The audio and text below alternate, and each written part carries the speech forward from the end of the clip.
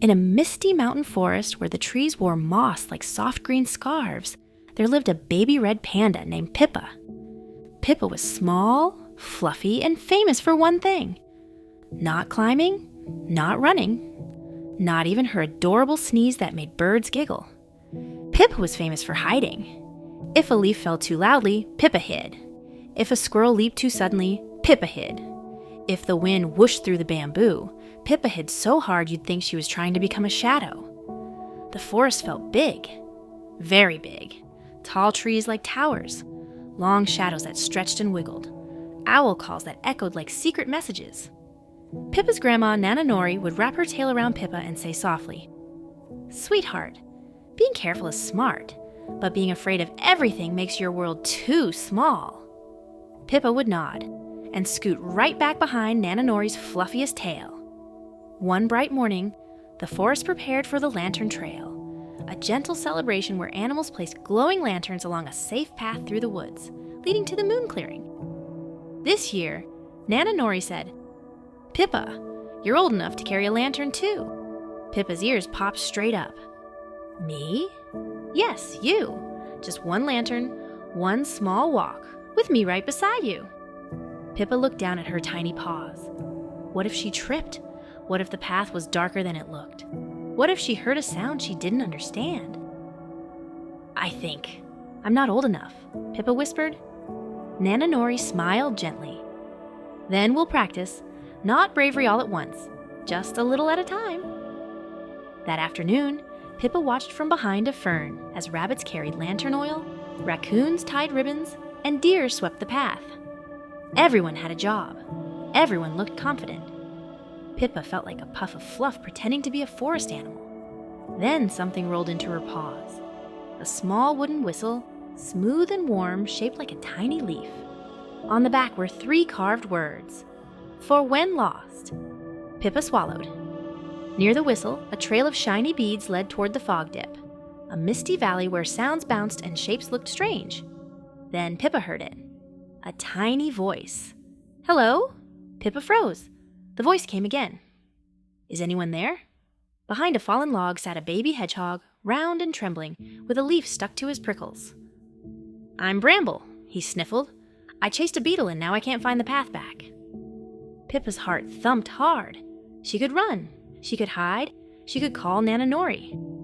Instead, she took one small step forward. "I'm Pippa," she said quietly. "And I'm scared too." Bramble blinked. "You are?" Pippa nodded. "But we can be scared together." They stepped toward the fog dip. The mist thickened. Sounds shifted. Shadows moved. A shape floated closer and plopped onto a rock, just a mushroom cap hat. Bramble laughed softly. Pippa giggled too. They reached a split in the path. Left or right? Both looked wrong. Pippa's paw brushed the whistle. "For when lost." Her heart raced. Using it meant admitting she needed help. She lifted the whistle and blew. A tiny squeak. She tried again. "Whim!" Far away, a deeper sound replied. "Woo!" Someone heard. The answering whistle grew closer. Lantern light glowed through the fog. A calm figure emerged. Tala, the old trail fox, carrying a lantern staff. "Well now," Tala said gently. "2 little travelers in the fog dip." "I'm lost," Bramble whispered. "Me too," Pippa admitted. Tala nodded. "Then you did the right thing. You asked for help." "But I'm supposed to be brave," Pippa said. Tala smiled. "Bravery isn't pretending you're not lost. It's doing something when you are." With Tala's lantern, the fog softened. The forest returned to normal.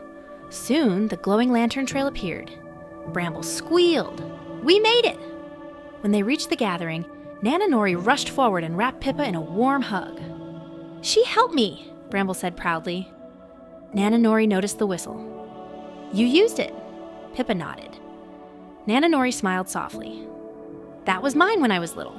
My mother gave it to me and said, 'You don't have to be fearless. You just have to remember you're not alone.'" Pippa's ears lifted. That night, lanterns flickered, tea steamed, and the old owl told stories under the moon. The fog dip still existed. The forest was still big. But Pippa's world felt bigger too. Later, Bramble ran back. "Thank you. I thought being lost meant I was doomed." Pippa smiled. "Being lost just means it's time to use your whistle." At home, Nana Nori tucked Pippa into bed. "Nana?" Pippa whispered. "I was scared the whole time." Nana Nori kissed her forehead. "And you did it anyway. That's courage."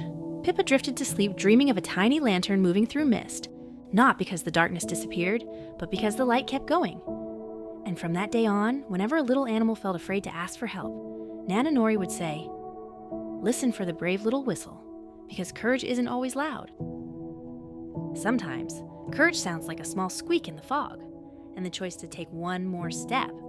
If you enjoyed this story, remember, you carry courage inside you too. Subscribe to AmritInspire for more gentle stories that help hearts grow strong.